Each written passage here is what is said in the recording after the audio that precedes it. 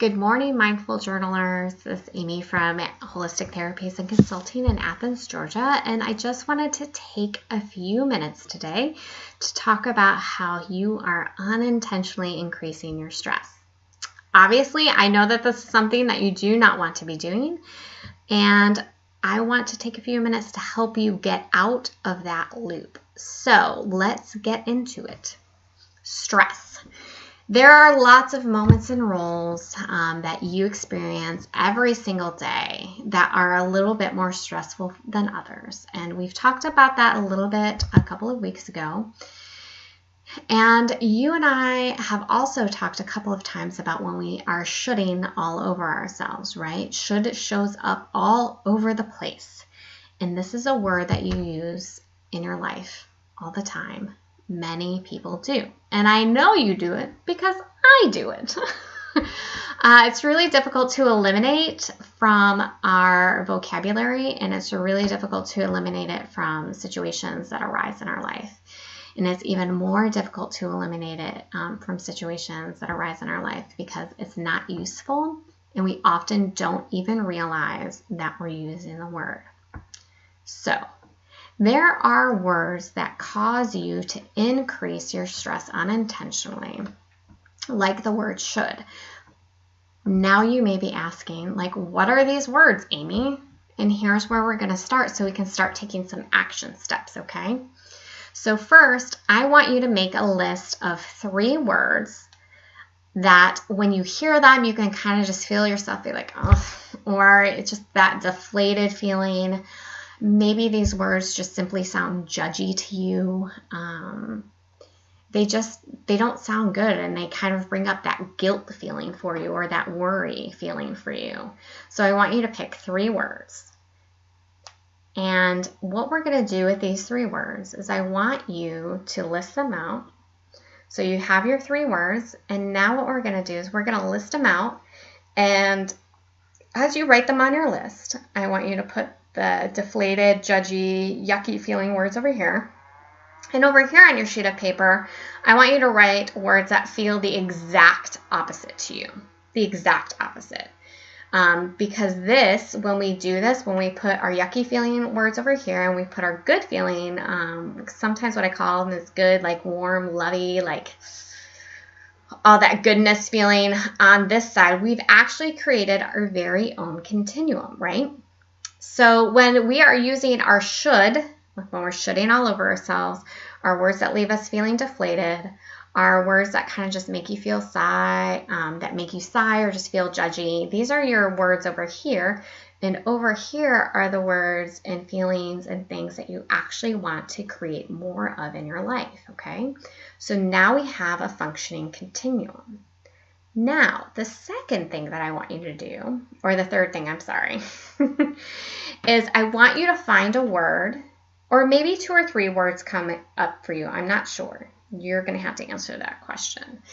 Is within this continuum that we built, yucky on this side, warm, lovey, just want to wallow in it feelings and words, I want you to find a neutral word. I want you to find a word that falls right in the middle, okay? This neutral word should feel like a little bit of a stretch, but it shouldn't feel like so much of a stretch where you're just like, oh, Amy, that's just never going to happen. This is a word that feels kind of good to you and that feels like it's reachable, okay? So we're going to shoot for this word that falls in the middle, this nice neutral word, okay?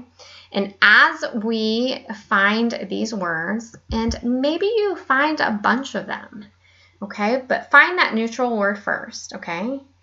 And then I want you, if you have, I will go with, if you have 2 or 3 more words, find out where they fall on your continuum.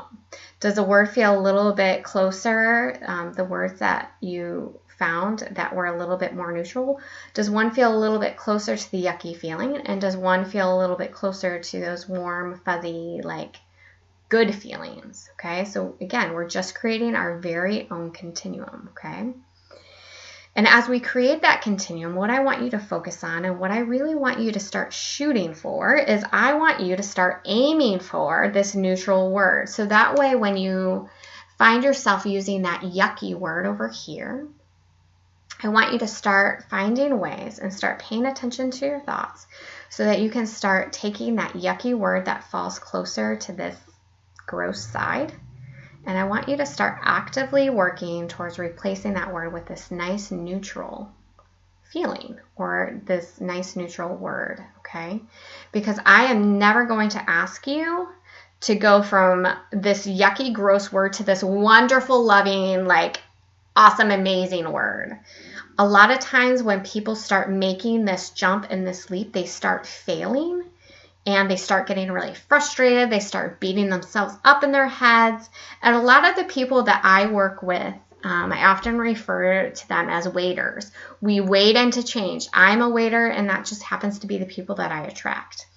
So maybe you're a jumper, maybe you're what I would call a cannonballer. And if you are, I say go for it.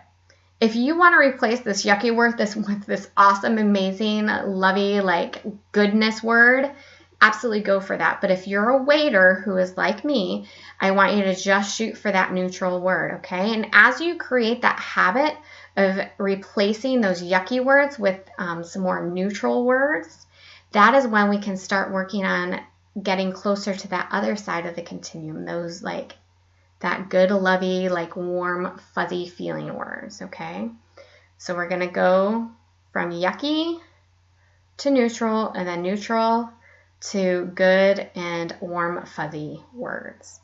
Like I said, if you're a cannonballer, feel free just to jump right over the middle and see how it works, because I work with people who wade into change. These are the steps that I usually implement because I don't want you to fail. I want you to have success. I would never ask you to do anything that I didn't think you're ready to do. And so these are the steps that I usually create and that I help people develop so that they can continue to move down that continuum for them. So I hope that you now realize that you have a plan. You have a plan in place how to cultivate and grow the things and the good and wonderful things in your life that will move you down that continuum. We can decrease our stress levels by continuing to reach for those words, right? Because we talked about like we're going to go from the yucky to neutral, then neutral to good.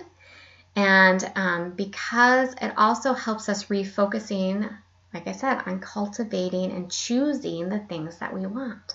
So it's a really cool action step that I've seen a lot of people make great progress with. So I want you to pursue that neutral word if you're a waiter. And if you're a cannonballer, just jump straight. Dive right in to those wonderful, warm feeling words. And just know that this is going to be a process. It's going to be something that has to happen over time. But with continued resilience and perseverance, you're going to get there. So just trust me when I say that.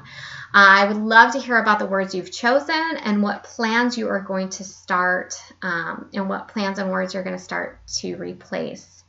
And I would love to hear about some of the neutral words that you chose as well. So let me know how your plans go. Let me know how that continuum process goes. And I hope that you have a great week, that you take time to take care of yourself, and just enjoy your week. And I hope that lots of goodness starts to come from your finding and using your neutral word. Take care. Bye.